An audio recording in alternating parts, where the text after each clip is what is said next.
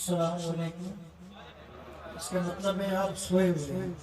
السلام علیکم، جاگیں تاکہ آنے والے مہمانوں کو احساس ہو کہ آپ واقعی شاہینوں کے شہر سرگودا سے تعلق رکھتے ہیں۔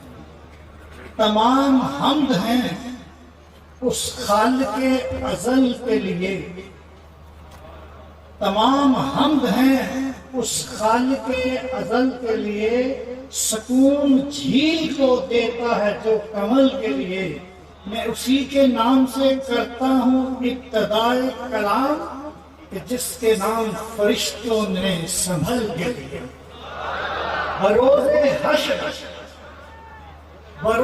حشر میری آبرو رکھ مولا، بروز حشر میری آبرو رکھ مولا، یہی ہے بندہ پر تقصیر کی آرزو مولا۔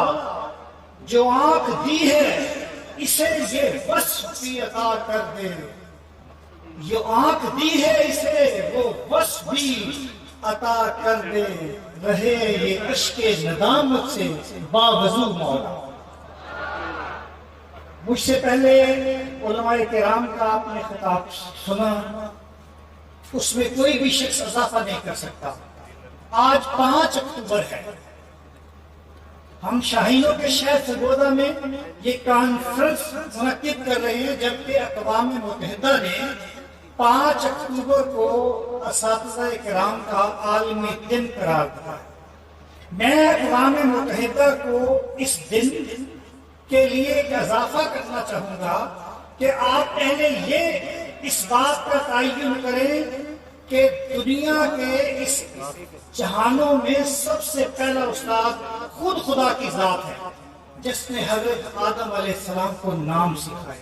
اس کے بعد اقوام متحدہ کو یہ پتا ہونا چاہیے کہ اس عالم انسانیت کو جس ذات نے اخلاق سکھایا، تمدن سکھایا، جینا سکھایا، سر فخر سے بلند کرنا سکھایا، اس کا نام بھی آپ اپنے چارٹر میں رکھیں، جو فخر جہاں بھی ہیں، عرش مکاں بھی ہیں، جو مبدع کائنات بھی ہیں، جو سرور کائنات بھی ہیں، جو منشأ کائنات بھی ہیں، جو اکمل ہیں، جو اطہر ہیں، جو مخزن اسرار ربانی ہیں، جو مرکز رحمانی ہیں، وہ دست طلب دینے والے ہیں۔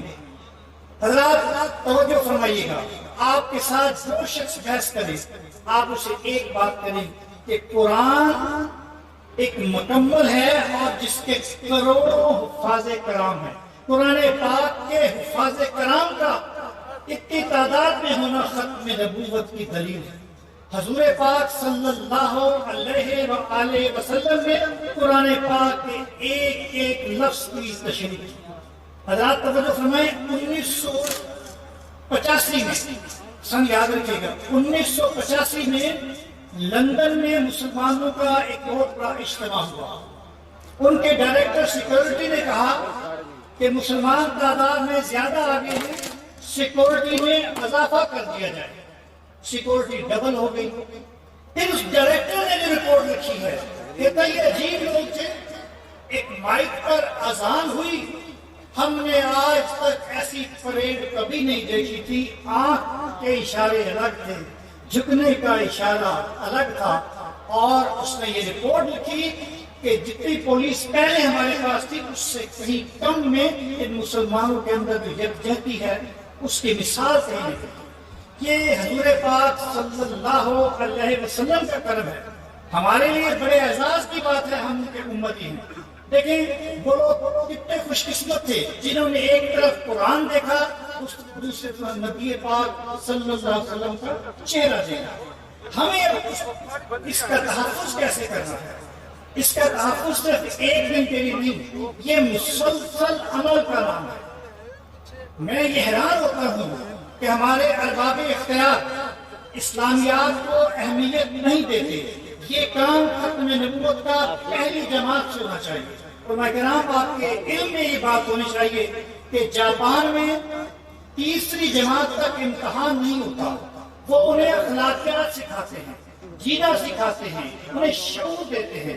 اگر وہ شعور دے کر جاپانی قوم بن سکتی ہے تو ہم اس مملکت پاکستان میں اپنے بچوں کو سچا خراب مسلمان کیسے نہیں بنا سکتے؟ ہمیں سب سے بڑی توجہ دینی ہے اپنے نظام تعلیم کی طرف۔ ہم نے اس نظام تعلیم کا ایسا نظام وضع کرنا ہے کہ بچہ مسلمان بھی ہو، سچا کھرا پاکستانی بھی۔ میں نے غالباً 3-4 سال پہلے آپ کو یہ بات کی تھی کہ ہمارا یہ جو پاکستان ہے یہ نبی پاک صلی اللہ علیہ وآلہ وسلم کی بشارت ہے۔ آپ کو پتا کہ بھارت میں ایک جگہ ہے کیرالا، وہاں کا جو سردار تھا اس کا نام تھا چرمن رومیل۔ چرمن رومیل نے اپنے بزرگوں سے کہا کہ میں نے دیکھا کہ میرے محل کے اوپر چاند کے 2 ٹکڑے گر رہے ہیں۔ بزرگ کہنے لگے یہ آپ کی آنکھوں کا دھوکہ ہے، ایسا ہو نہیں سکتا کہ چاند کے 2 ٹکڑے ہوں۔ ایک ہفتے کے بعد بزرگ کرام کہنے لگے حضور آپ نے صحیح دیکھا ہے، لیکن یہ واقعہ تو مکہ میں ہوا ہے کہ مکہ میں ایک شخص محمد مصطفیٰ صلی اللہ علیہ وسلم انہوں نے نبوت کا دعویٰ کیا ہے اور پھر انہوں نے چاند کی طرف انگلی کا اشارہ کیا، چاند کے 2 ٹکڑے ہو گئے۔ تو کہتے ہیں یہاں کیسے ہوا؟ کہا کہ یقین کر لیں جس نے چاند کے 2 ٹکڑے کیے وہ سچا کھرا پکا نبی۔ پھر یہ لوگ وہاں گئے اور نبی پاک صلی اللہ علیہ وسلم کی بارگاہ میں پیش ہوئے، اس کا نام محمد دین رکھا، اس کی قبر جو ہے وہ یمن میں۔ تو یہ جب نبی محمد صلی اللہ علیہ وسلم حرم شریف میں بیٹھا کرتے تھے وہ فرمایا کرتے تھے مجھے ہند کی طرف سے ٹھنڈی ٹھنڈی ہوا آتی ہے۔ یہ ہند وہی پاکستان ہے، یہ ان کی بشارت ہے۔ یہ پاکستان بنا ہے ہجرت کے بعد اور ریاست مدینہ بنی ہے ہجرت کے بعد، وہ بھی کلمہ طیبہ پر، یہ بھی کلمہ طیبہ پر، وہ بھی رمضان میں، یہ بھی رمضان میں۔ گنبد خضرا کا رنگ سبز ہے اور میرے پرچم کا رنگ سبز ہے۔ تو یہ یہاں پر اسلام کا ختم نبوت،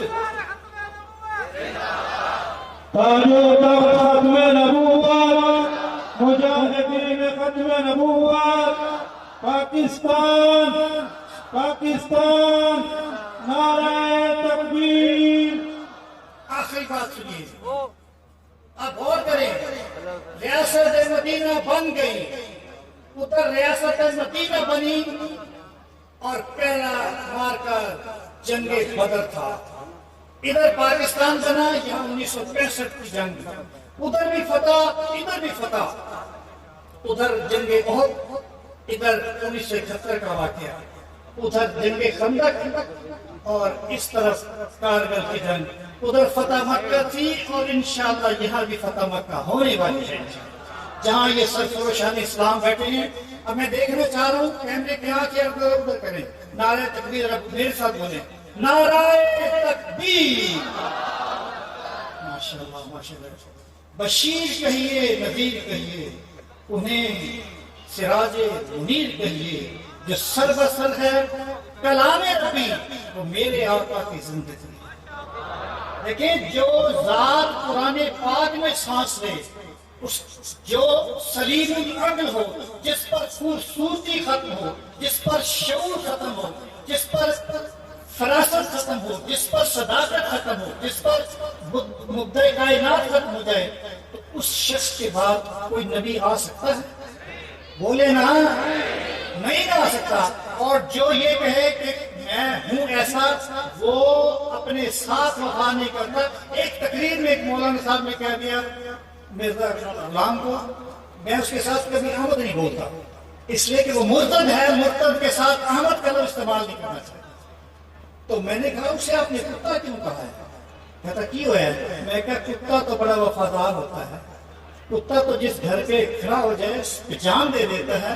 میں کہا وہ تو اس سے بھی بدتر ہے، وہ اپنے خدا کا، اپنے مالک کا وفادار ہے، اور کسی کا وفادار کیا ہو سکتا ہے؟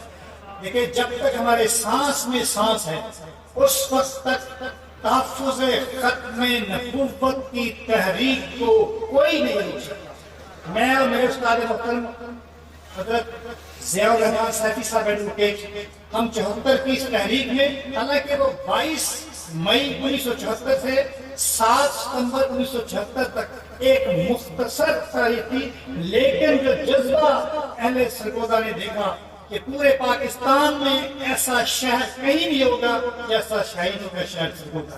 ایک بار پھر زندہ باد کریں پاکستان.